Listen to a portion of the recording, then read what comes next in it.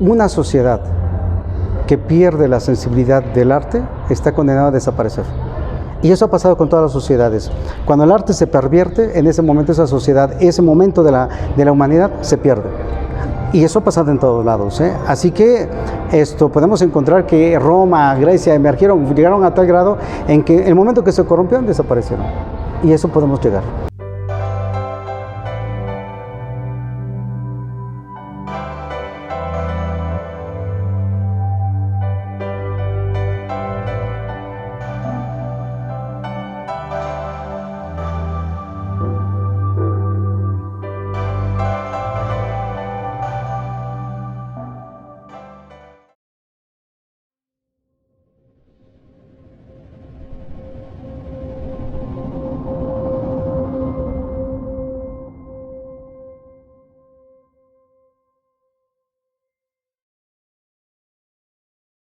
Buenas noches. Dicen que sin la música la vida sería una equivocación. Seguramente al entrevistado de esta noche eso le parece totalmente acertado. Es un gran músico oriundo de Tehuacán. Ha estado en diferentes países representando justamente a México en esa materia. Tan solo para que se vayan dando un ejemplo, se trata nada más y nada menos de un clarinetista del quinteto de Alientos Madera, Eduardo Mata. Ha sido maestro y director de la Orquesta de Alientos del Ensamble Básico de Alientos del Conservatorio Nacional. Director de la Banda Sinfónica de la Policía Federal. Fue director fundador de la Orquesta Sinfónica del Estado de Tlaxcala. Fungió como director huésped estable de la Banda Sinfónica de la Marina. Ese es un dato muy interesante porque nunca antes un civil había ocupado ese cargo.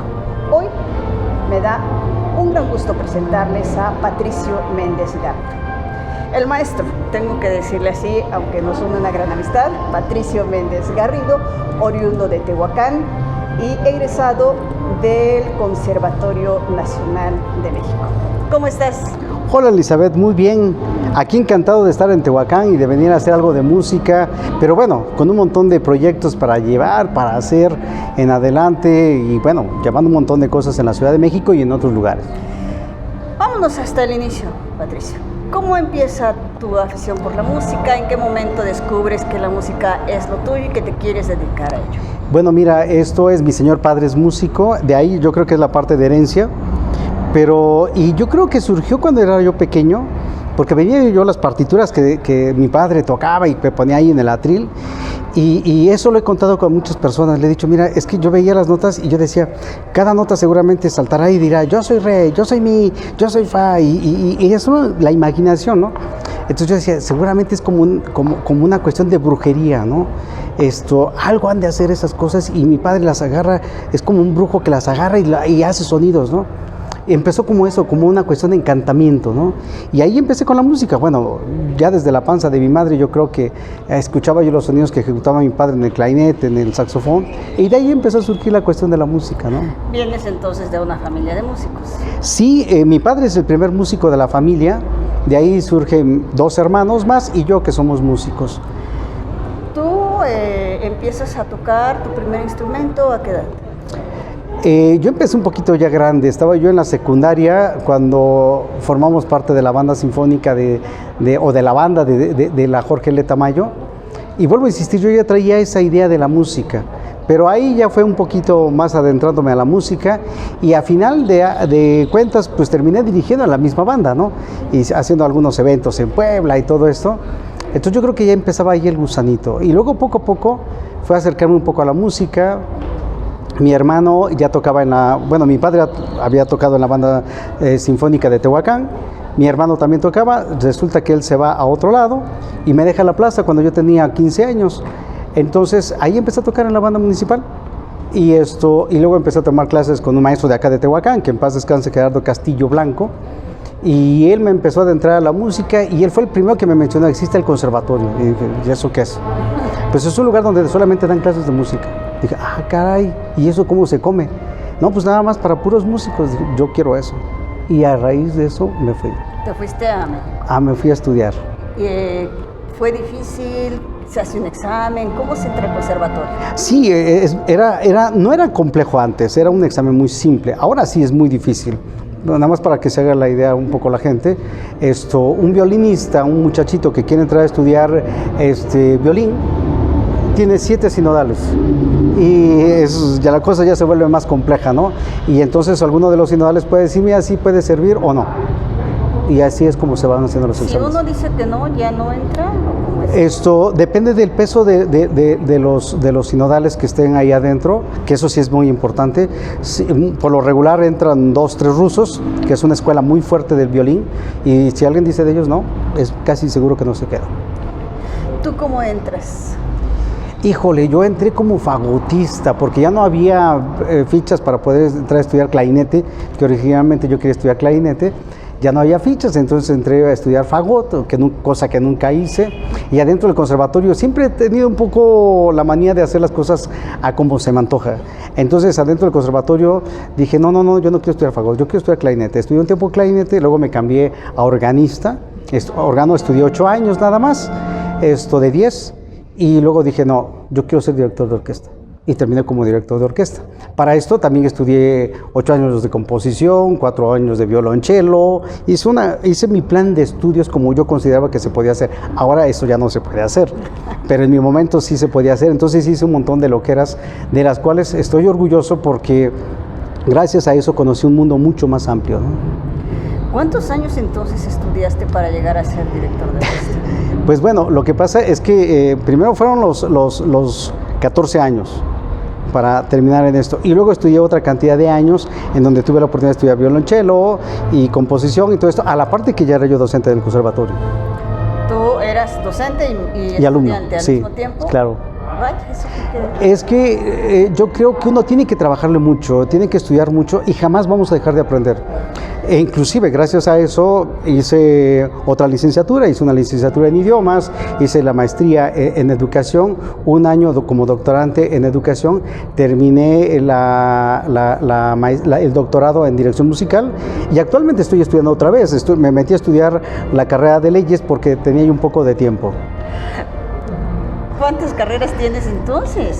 Tres carreras diferentes, maestría diferente y el doctorado, bueno, es totalmente a dirección de orquesta, ¿no? Y estoy estudiando otra licenciatura. Háblanos de esta parte que estábamos practicando durante la presentación. ¿Cómo llegas tú a la Marina? En la Marina es una historia bien especial, casi nunca la he contado. La verdad es que, siempre he sido un poco duro. Soy muy recio en las cosas. Y hace muchos años se me ocurrió acercarme a la Marina a hacer examen para poder ingresar como músico. Y en aquel momento me dijeron, no, mira, todavía no, vete, estudia y luego regresas. Y me salí muy enojado. Y dije, no, nunca voy a regresar. Ellos me van a hablar. Y ellos fueron los que me hablaron para poder ser director huésped. Históricamente el primer director huésped civil que ingresa a un grupo militar, ¿no? ¿En qué año fue esto? Esto fue en el 2013. ¿Cuánto tiempo estuviste? Estuve 3 meses nada más. Cuestiones personales y cosas que no concordamos. Y además, en esos 3 meses, en otro lado, en el municipio de Tlalnepantla, estaba saliendo una orquesta que yo había pugnado porque se hiciera. Así que me dediqué también de lleno a esa orquesta, la orquesta de cámara y luego Filarmónica de Tlalnepantla. ¿Por qué Tlalnepantla? Pues se dieron las cosas, un amigo trabajaba ahí, estaban formando la banda hace 28 años y me dijo, oye, ¿por qué no te vienes? Sale, fui a hacer audición, me quedé y después de un tiempo dejé la banda, me fui al Quinteto de Alientos. Después de un tiempo, hace 10 años, 11 años, me hablaron ya no que fuera yo director del quinteto, sino que fuera yo el director de la banda y ya me quedé como director de la banda y entonces fue cuando empecé a pugnar por hacer proyectos, ¿no? Y entre esos proyectos salió la Orquesta de Cámara, luego la Orquesta Filarmónica y la Orquesta Sinfónica Infantil. Esta parte me parece muy interesante, Patricio. La Orquesta Sinfónica Infantil, ¿qué te lleva a ti a enseñarle música a los niños? Y por esta experiencia que tú ya tienes en la materia, ¿qué tan acertado es este proyecto? Mira, lamentablemente se nos cruzó la pandemia, pero originalmente empezó un proyecto bien interesante en el cual yo estoy casado con la idea de que todos, sobre todo los artistas, tenemos que regresar algo a la sociedad, algo a la comunidad. Si no, se pierden las cosas, y yo creo que eso no debe ser. Tienes que tener un compromiso social. Y la idea era hacer una orquesta pequeña, y pues no fue tan pequeña, porque al principio teníamos más o menos 90 integrantes, entonces una orquesta grande. Después creció a 140, y ahora ya con la pandemia tenemos la orquesta que yo quería, que son 65 integrantes, ¿no? De todos modos es grande, pero esto es un lugar donde los muchachos empiezan a estudiar música de cero, no tienen que pagar absolutamente nada, se les prestan los instrumentos, el ayuntamiento lo paga a los maestros, y se regresa a la sociedad. ¿En qué forma? Que ellos tienen que participar dando conciertos, que participar en los ensayos, pero esto no es con el afán de sacar músicos, es con el afán de sacar mejores ciudadanos. Un ciudadano que le prestas un instrumento pequeñito y que al ratito le estás diciendo, sabes que sí te estoy prestando un instrumento, pero aquí en tu cabecita te vas a llevar que te presto las luminarias, te presto el bote de basura, tienes que cuidar todo tu entorno. Es un compromiso social entre todos, ¿no? Esa es la idea. ¿Cómo ha funcionado? Muy bien, muy bien. Bueno, con comentarte que el año pasado tuvimos la visita de un director coreano, Jong Wee. Esto fue a dirigir la banda sinfónica, la orquesta filarmónica, y en un ensayo la orquesta infantil, y le gustó mucho, al grado de que ahora tenemos la invitación para ir a Corea a participar en un concierto con otras orquestas de Corea del Sur. ¿Y van a ir? Estamos en eso, solamente que baje la pandemia, porque en Corea está muy fuerte. Sí. Entonces estamos esperando que baje toda esta situación. Patricio, dicen que nadie es profeta en su tierra. ¿Tú cómo te sientes con Tehuacán? Mira, hay amor y desamor, como todo, ¿no? Como en todo. Lamentablemente, creo que a veces se desatiende lo que tenemos en Tehuacán. Es cuna de grandes artistas, no nada más en la música, sino en diferentes artes, pero creo que a veces los dejan a un lado. Y eso a mí no me gusta, o sea, soy muy agresivo cuando al artista lo hacen a un lado. Yo defiendo, a final de cuentas es mi área, y lo defiendo al 100%, entonces al músico hay que defenderlo al 100%, y no se puede quedar en el tintero o decir, sí, tenemos grandes artistas, pero ¿qué hago por ellos? O sea, no me digas que tienes grandes artistas, ¿qué haces por ellos? ¿Qué se puede hacer por ellos? Por eso es la idea ahora que tengo el proyecto de ser director del Conservatorio Nacional de Música, porque podemos hacer mucho desde adentro, no nada más por los maestros que están ahí, por los músicos, por los alumnos, sino por la sociedad misma, ¿no? ¿Qué se podría lograr desde ahí para Puebla, para Tehuacán? ¿Se pueden lograr cosas desde la dirección? Claro, yo creo que eso se pueden lograr vinculaciones bien interesantes. Eso es algo que se puede hacer desde adentro de las instituciones, pero también tiene que haber iniciativa de parte de la comunidad. Es como decir, tengo un enfermo, llega el médico, lo va a curar, y el enfermo no se quiere curar, o se niega a tomarse los medicamentos. Por más que le des el mejor medicamento del mundo, nunca jamás se va a curar. Entonces, si no tienes el apoyo, si no se inmiscuye la sociedad, el gobierno, la iniciativa privada, la cosa no camina. La mayor parte de las veces los artistas nos hacemos solos, gracias a la familia, al trabajo que hacemos. Muchas veces a mí me ha tocado, estando en otros lugares, cuando gané el premio, por ejemplo, de dirección de orquesta en Palermo, en Italia, me decían, es que tú fuiste representando a México. Y yo decía, ¿perdón? O sea, a ver. Yo pagué mi boleto de avión, yo estudié, mi familia, yo gasté tiempo. ¿De qué me hablas? O sea, sí me gusta que soy mexicano, soy de Tehuacán, pero necesitamos ver que la gente se inmiscuya ahí, que nos diga, mira, te vas a ir a representarnos, aquí está, te apoyamos. Ahora sí, México nos está apoyando. Pero si no hacemos eso, si no luchamos porque nuestras autoridades se interesen por la cultura, no creo que logremos hacer mucho, ¿no? El cambio no se logra tan fácil, ¿no? Ahora que hablas de esta parte de lo poco que el gobierno le apuesta a sus artistas, a la cultura, al arte, cuando hablabas del proyecto de Tlalnepantla, hablas de cómo el gobierno pone los instrumentos, le paga a los maestros y demás. ¿Esto se ve en otros lugares o son pocos los gobiernos en los que se puede palpar este apoyo? Son muy pocos. La verdad es que es cuestión de gestión. A mí me tocó estar enfrente del proyecto, y cuando me lo solicitaron lo entregué, y lo que yo pugné fue porque el músico que fuera a dar clases, primero fuera gente que tuviera la misma iniciativa que yo buscaba. Luego, gente que pudiera tener la empatía con jovencitos, que es de un lado, y por otra parte que las autoridades fueran los que absorbieran ese pago. Por lo regular siempre se les pide que paguen una cantidad a los muchachitos para poder hacer este tipo de actividades. Aquí la idea fue 100% autoridades, para que la comunidad vea que sí se pueden interesar por ellos y vale la pena. Y ha sido muy gratificante, porque históricamente también somos la única orquesta que ha logrado que 40 de sus integrantes entraran a estudiar al Conservatorio Nacional de Música. O sea, no queremos músicos, pero han salido y han visto el trabajo que se puede realizar y han pugnado por entrar al conservatorio, ¿no? Entonces, se logran y se lo pueden tener resultados, pero eso es que nosotros estemos casados con una idea que se la podemos vender al gobierno mismo, ¿no? Pero sí tiene que haber ese aporte de la sociedad, del mismo gobierno, para que podamos crecer en conjunto. A partir de este proyecto, que ya no es un proyecto, que ya es una realidad, claro, esto que está haciendo y que fue iniciativa tuya, una propuesta tuya, ¿se han acercado otras autoridades a decir, oye, muéstranos cómo se hace o apliquémoslo en otra parte? No, mira, hay aquí una situación bien especial. Lamentablemente, en los últimos años, y eso no lo comento yo, lo dice un gran director, Muti, un director italiano de los grandes, que lamentablemente sale mucho charlatán que al músico le enseñas un poquito de solfeo y cosas así, y de repente creen que mover la mano es lo más fácil del mundo, y cualquiera piensa que puede mover la mano, y por eso ya se cree director. No, esto es un trabajo de años y de carácter, de saber organizar, de saber hacer las cosas. No cualquiera puede ser director, se trabaja, pero el carácter lo traes o no lo traes. Y los estudios hay que reestudiar en serio, hay que matarse estudiando.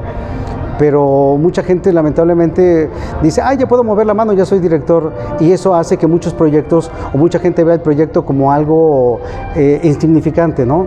Porque no saben lo que vale el trabajo de ser director, el trabajo de estudiar.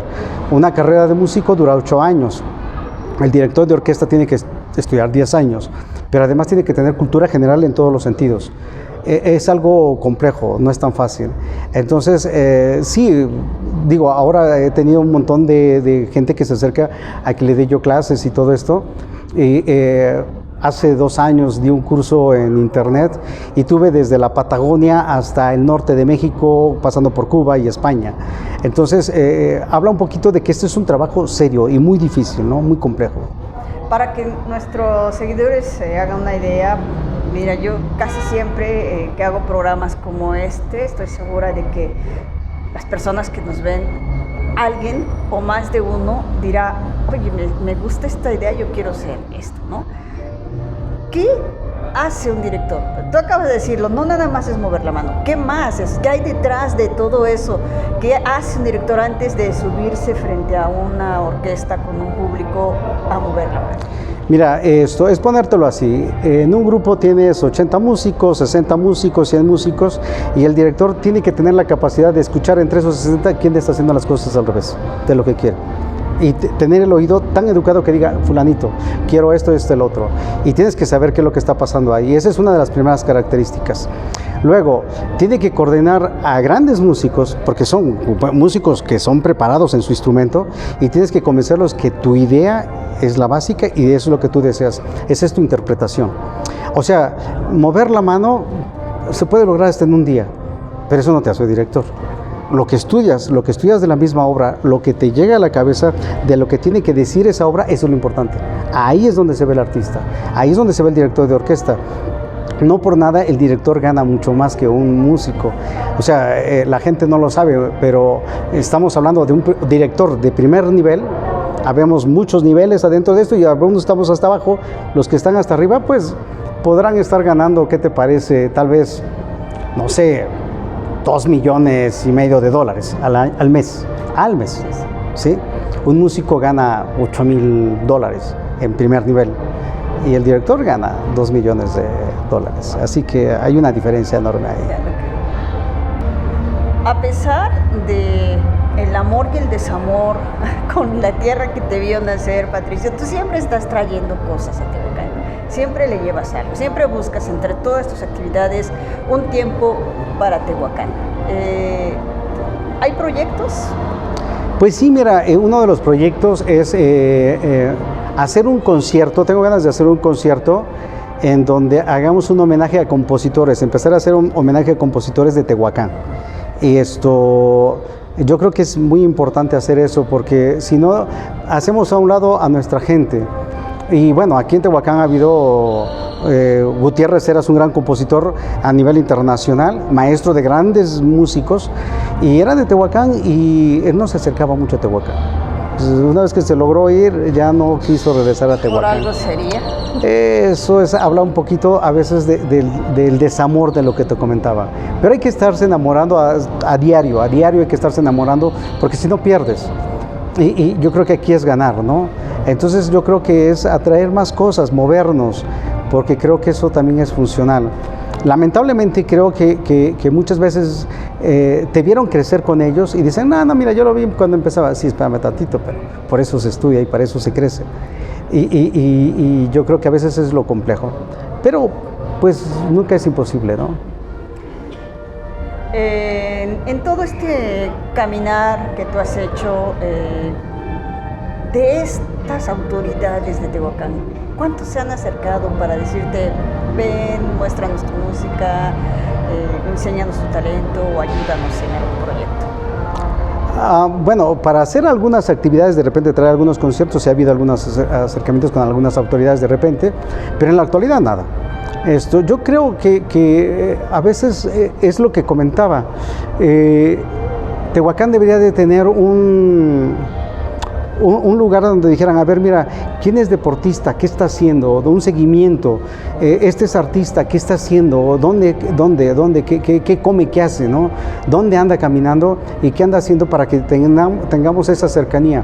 Porque a veces, y no creo que sea nada más Tehuacán, sino en general, decimos, es que tenemos grandes luminarias. Sí, ¿quiénes?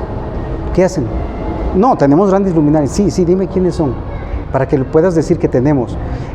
¿En qué has cooperado para que digas tenemos? Porque a veces decir tenemos es muy fácil, pero decir yo cooperé para esto no es tan fácil, ¿no? Entonces eso no es tan fácil. A mí me ha tocado la fortuna de que han confiado mucho más en mí en otros lugares. Tlaxcala va a hacer cosas, Pachuca, ahora soy el director de la Orquesta Filarmónica de Pachuca, Tlalnepantla, pues me dieron la oportunidad de tener la banda, la orquesta de cámara, la orquesta filarmónica, la Orquesta Sinfónica Infantil, en el mismo conservatorio estar haciendo varias cosas, pero Tehuacán que sí siempre ha estado lejos, ¿no? Siempre ha estado ahí retiradito. Creo que a veces nos peleamos entre nosotros mismos por las cosas, ¿no? Y eso es algo que a mí me molesta mucho, ¿no? Yo no busco pelearme, sí critico mucho. A final de cuentas soy ciudadano y me gusta criticar lo que no veo bien, pero también qué puedo aportar, que eso es importante. O sea, me quejo, pero aquí está, aquí hay, porque si no, siempre se queda todo a nivel de queja. Y hay que poner un granito de arena, y eso es importante, ¿no? Siempre se tiene que hacer en esa forma. Háblanos del Conservatorio Nacional. ¿Estás postulado para dirigirlo? ¿Cómo es la postulación? ¿Qué es lo que falta? ¿Qué posibilidades hay?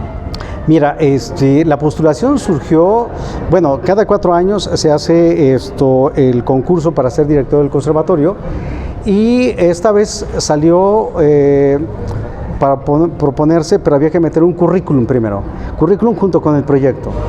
Las autoridades lo evaluaban y si no cumplía las expectativas, tanto de currículum como del mismo proyecto, lo desechaban. Sé que quedaron algunos desechados de esos proyectos. Luego pasamos a la segunda etapa, que fue exponer el proyecto frente al conservatorio, maestros, alumnos, y después pasó la tercera etapa, que fue que la gente del conservatorio, alumnos, maestros y la sociedad se posicionaran en algún momento por alguno de los candidatos.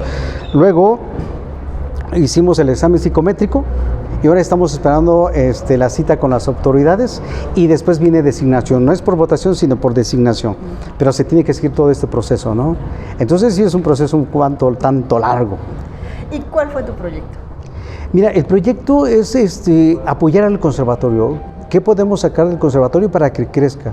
Creo que estamos en el momento, ha sido una de las escuelas más importantes, no nada más de México, sino de toda Latinoamérica, reconocida a nivel mundial, con grandes músicos, grandes expositores de este arte, pero creo que de repente entramos a veces a algunas cosillas que se mueven hacia atrás y creo que podemos crecer.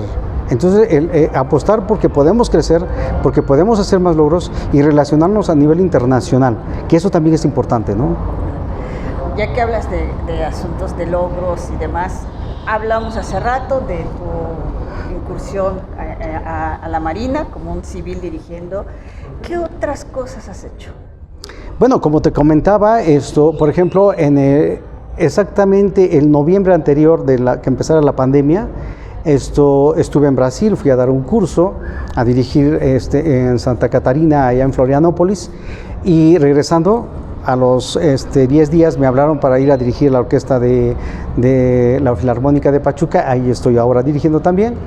Entonces hemos estado haciendo varias cosas y luego el cursillo que te digo de charlas y de dirección hacia la comunidad y que salió con algo asombroso, que tenía 250 alumnos a nivel toda Latinoamérica. Entonces dije, caray, pues parece que va caminando, ¿no? Luego a la vez me hablaron para ser maestro de maestría y doctorado en la Universidad Tito Puente, así que estamos trabajando constantemente, ¿no? Muy bien. Independientemente de los proyectos para Tehuacán, ¿cuáles son tus proyectos en tu carrera, en tu profesión? Mira, ahorita estamos con esta idea, con este director John Wee, le ha interesado mucho lo que ando haciendo. Y así que ahora estamos en una situación de que ya que se empezaron a abrir las puertas para dirigir a Colombia, a Venezuela, a Ecuador, a Chile, Argentina, Brasil y a Corea del Sur. 7 países vas a recorrer. Sí. ¿En qué tiempo? Tengo que ver cómo caminamos.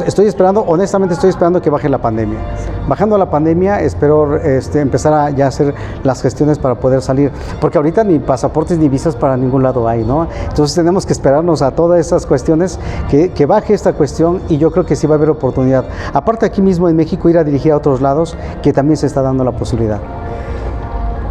¿Qué tanto afectó la epidemia, las actividades como tú, la cultura, el arte? ¿Qué tanto le ha pegado? Porque incluso muchos gobiernos toman el argumento de que se ocuparon recursos para atender el asunto de la pandemia y parte de esos recursos que se castigaron fueron en esta. Yo creo que se tomó como excusa. Bueno, en un principio sí estaba real, ¿no?, la cuestión, pero poco a poco se va tomando ya como una excusa para no apoyar, para buscar la forma de no apoyar o destinar las cosas, el dinero, los recursos para otras cosas. Yo creo que sí hubo mucha afectación, pero también déjame comentarte que gracias a los artistas, a gente que hacía música, cantaba, tocaba un instrumento, lo pasaban en redes sociales y la gente volteaba a ver eso y decía, ay, me diste un respiro. La gente que iba a cantar afuera de los edificios, la gente que se presentaba sin cobro en lo más mínimo para poderse acercar, y de repente las autoridades decían, mira, qué bueno, mira, están haciendo esto, y una vez que ya bajó un poco la pandemia, dijo, no tenemos para ustedes nada. Dicen, oye, primero te enorgullecías y ahora hazlo a un lado. Ese es el gran problema creo, de los países, no todos los países del tercer mundo. Porque, por ejemplo, Francia, Alemania, en Europa fueron los principales países que le inyectaron cantidad de dinero a la parte artística para que surgiera más fuerte, para no dejarlo hundir, porque saben que el arte te puede hacer que no te suicides, que no te mates, que estés más tranquilo en tu casa. Eso es importante. Yo creo que eso es importante, ¿no? Entonces tenemos que ir pensando en esas cuestiones. ¿Cuántas satisfacciones te ha dejado la música? Todo. Y te puedo decir todo porque todo lo que tengo es gracias a la música. Todo lo que tengo. Todo lo que he hecho lo he hecho gracias a la música, y es un caminar adentro de la música. Eso es bien importante para mí. Así que la música me ha dejado todo. No puedo quejarme en lo más mínimo. Ha sido una aventura maravillosa. Cuando decidí recorrerla, he encontrado que esto se ha vuelto aventura tras aventura, historia tras historia, maravillosa, ¿no? Así que no me puedo quejar absolutamente de nada. ¿Qué sería lo que tú le dirías a los jóvenes, a los niños que tienen como esa inquietud de entrar a este mundo que tú vives? Que luchen por sus sueños, pero luchar por sus sueños no significa voy a soñar más, ¿no? hay que hacerlo realidad y sentarse horas a trabajar. Decía un gran torero, cuando le decían, oiga, pero ustedes casi no lo torean, tiene mucha suerte. Y él decía, no, sí tengo mucha suerte. La suerte se hace a las 7 de la mañana practicando. Así que hay que trabajar mucho. Te puedo decir que en mi caso, hubo años, porque así fue, que mi descanso en la semana era diario 1 hora. Sábados y domingos eran días libres, pero lunes, martes, miércoles, jueves y viernes dormía yo 1 hora. Y lo demás era trabajar, estudiar y no caerte. Entonces era así, ese era mi ritmo, insisto, era mi ritmo. No le puedo decir, siempre se lo digo a la gente, a mis alumnos, no les puedo exigir lo que yo me exige, porque no van a aguantar. Yo tengo una disciplina muy recia en cuanto a eso, pero creo que si tienes un sueño, trabájalo. Pero trabájalo en el papel, en el escritorio, adentro del ensayo, trabajar diario, mucho. Y después de que te cansaste, trabaja más. Cuando te cansas es cuando tienes que trabajar más. En ese momento te vas a dar cuenta que estás enamorado de ello. Si no, nada más es un sueño que vas a despertar tarde que temprano de él. Y eso no va a ser tan bueno. No, en eso hay que trabajar diario. El sueño se hace con los ojos abiertos, trabajando. Nada más. Que no piensen que esto es cosa fácil. No. Por eso decía que la suerte, en esto no hay suerte, en esto es trabajo. Trabajo diario. La suerte la podemos dejar en los boletos de la lotería. No, aquí no hay suerte, aquí hay trabajo diario. Todo el mundo, los grandes escritores, ellos mismos lo dicen, sabes que yo me encierro en mi estudio y trabajo 8 horas diarias, 10 horas diarias, estoy escribiendo. Y poco a poco se va soltando la mano. Así es lo mismo. No es que te sueltes por obra y gracia del Señor. No sería maravilloso, pero no es. Todos los que vemos que han llegado a hacer sus sueños realidad es porque trabajaron a diario y mucho. Eso es. Patricio, en estos días pasados vimos un concierto en Tehuacán de músicos tehuacaneros. ¿Por qué juntarlos? ¿Por qué presentarlos? Mira, fue un programa que se llamó Va por mi tierra. Es hacer música con amigos, sobre todo, bueno, en este caso fueron prácticamente familiares, mi señor padre, mi hermanos, mi sobrino, un amigo sí, de Tehuacán, Arturo Andrade, y mi esposa y yo hicimos música y era divertirnos, no sufrir. La música se tiene que gozar para que la gente goce. Si no la gozas, no funciona. Entonces era traer algo de música. No he hecho música prácticamente con mi familia, así que fue un experimento muy padre. ¿Habrá otros similares? Esa es la idea, y ver qué logramos hacer. ¿Qué le dirías a las autoridades después de presentar esto? Porque al final Tehuacán te da casi nada, pero tú siempre, insisto, le traes algo. ¿Qué pedirías a la sociedad en sí? No solamente Tehuacán, a toda la sociedad cuando tú te presentas. ¿Qué le pides y qué le pedirías a las autoridades? Que se inmiscuyan con todo. Todo lo que signifique arte va a ser beneficioso para la sociedad. Todo lo que sea la sociedad nos va a dejar algo de sensibilidad. Hace tiempo me decía una persona, oiga, pero yo preferiría, en lugar de que pagaran artistas para hacer conciertos o cosas así, preferiría calles pavimentadas. Digo yo, usted tiene toda la razón. Solamente le voy a comentar una sola cosa. Una sociedad que pierde la sensibilidad del arte está condenada a desaparecer. Y eso ha pasado con todas las sociedades. Cuando el arte se pervierte, en ese momento esa sociedad, ese momento de la humanidad se pierde. Y eso ha pasado en todos lados, ¿eh? Así que podemos encontrar que Roma, Grecia llegaron a tal grado en que el momento que se corrompieron, desaparecieron. Y eso podemos llegar. Así que eso es terrible. Cuando eso se empieza a perder la sensibilidad, aunque tengamos calles pavimentadas, estamos muertos. Como sociedad estamos perdidos. Así que el arte para eso sirve. A mí me sigue llamando mucho la atención esta parte de enseñarle música a los niños. ¿Hacia dónde iría este proyecto? ¿Se queda en Tlalnepantla? ¿Hay posibilidad de que se traiga a Puebla, de que le entren nuestras autoridades con seriedad a este proyecto? Digo, finalmente podemos llegar a un momento en el que digamos, esta generación ya se perdió, pero si educamos a los niños en este camino del arte, sería mucho más fácil su vida? Claro, eso debería de ser a nivel mundial, y lo han hecho otros países de primer mundo, han trabajado muchísimo en ese tipo de cosas. Yo creo que los países que estamos en el tercer mundo y vías de desarrollo, debemos de apostar por eso, porque eso nos va a hacer más sensibles, vamos a tener mejores ciudadanos. Y tarde que temprano alguien va a llegar al poder de esos niños, de esos pequeños, de esas niñas que están en esos proyectos, que digan, oye, sabes que gracias al arte se puede lograr esto, así que apostemos por ese lado y vamos a crecer. Yo creo que eso es a lo que tenemos que apostar, a cambiar la sociedad por medio del arte, nos va a hacer mejores siempre. Pero cada vez que apostemos solamente por algo más superfluo, se va a perder, tarde que temprano se pierde. Yo creo que esos proyectos deberían de crecer en todos los lugares en forma bien concebida, bien clara y bien estructurado. Y realmente tener maestros profesionales para esto. Porque, por ejemplo, en el proyecto que yo encabezo en Tlalnepantla, una de las maestras que dan clases tiene maestría. Así que no apostamos por dar cualquier cosa, no. El niño merece lo mejor. Porque al final de cuentas no son nuestro futuro, son el presente que ya está ahí, que dice yo estoy aquí, quiero mi espacio. Entonces tenemos que apostar por darle lo mejor. Si le das lo mejor, te dan lo mejor. De eso se trata. O sea, no podemos ponerle a cualquiera a enseñarles. Tendría que apostarle a un maestro capacitado. Claro, eso es innegable.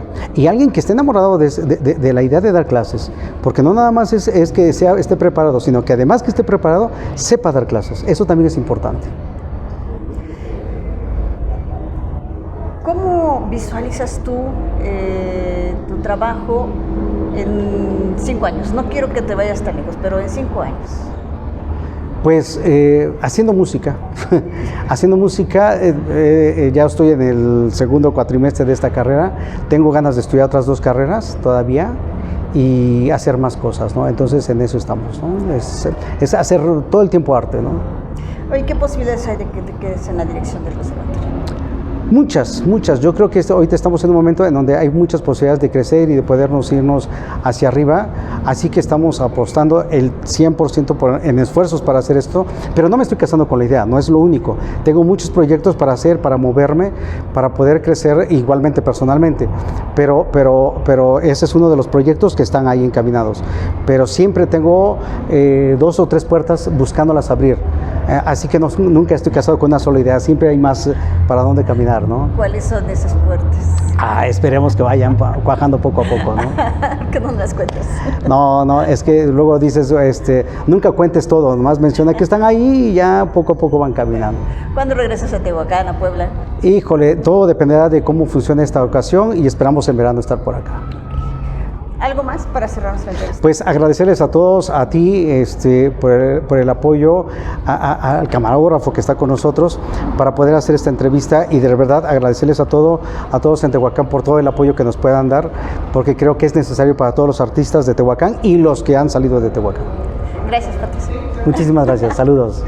Gracias, amigos de la Jornada de Oriente, por seguirnos esta noche en esta entrevista con Patricio Méndez Garrido, director, maestro y esperemos de verdad futuro director del Conservatorio Nacional de México.